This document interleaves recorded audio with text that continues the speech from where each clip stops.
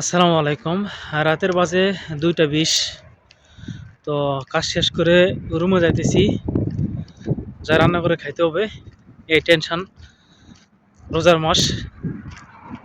আজ মনে করে মায়ের কথা, কম্বলের নিচে শুয়ে থাকতাম, বারবার ডাক দিত, ওর তাড়াতাড়ি শিহরি খা সময় শেষের দিকে। আর মা কিন্তু অনেক আগে উঠতো শিহরির বানানোর জন্যে। আর সেই মাকে যদি আমরা ভালো না বাসি, তাহলে ভালোবাসবো কাকে? যে মা এতটা কষ্ট করে, আর আমরা কিছু মানুষ আছে সেই মাকে দেখতে পারি না। আহারে তোমাদের কপাল, যে একটা মানুষ নিঃস্বার্থভাবে ভালোবাসে, কষ্ট করে পরিশ্রম করে, তার কোনো পরিশ্রম নাই, তার কোনো কষ্ট লাগে না, তার কোনো দুঃখ লাগে না, যে আমরা কিছু মানুষ মাকে ভালোবাসি না। তো মনে পড়ে গেল মায়ের কথা, কেননা এই যে এই রাতের বেলা কাজ শেষ করে রুমে যাইতেছি, রান্না করে খাইতে হবে, শিহরি রোজা রাখতে হবে। মাকে অনেক মিস করি এই প্রবাস থেকে। প্রতিটা ধাপে ধাপে, প্রতিটাই সময়ে, প্রতিটা কর্মতে মার কথা মনে পড়ে, কেননা বাড়ি থাকতে তো এরকম মা করতে দিত না। তো বারবারই শিহরি খাওয়ার জন্যে মা ডাকতো, বাবা আবার রাগারাগি করতো, থাক, ও রোজা থাকলে ও উঠে খাইব নি, অত টাকা লাগবে না।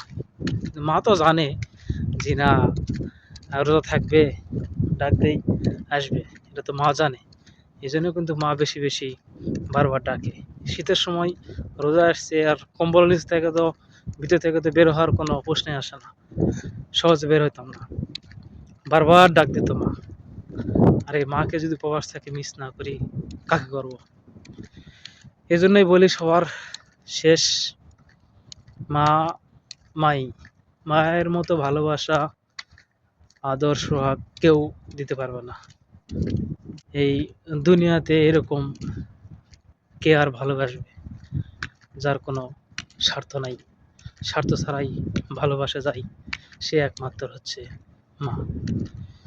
তো সবার জন্যে দোয়া করি যে মাকে সবাই একটু বেশি ভালোবাসবেন, কেননা মা অনেক কষ্ট করে মানুষ করে একটা সন্তানকে।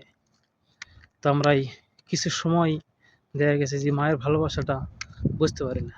তো সবসময় আমরা মায়ের ভালোবাসাটা অনুভব করতে পারলে খুবই ভালো সবার জন্য।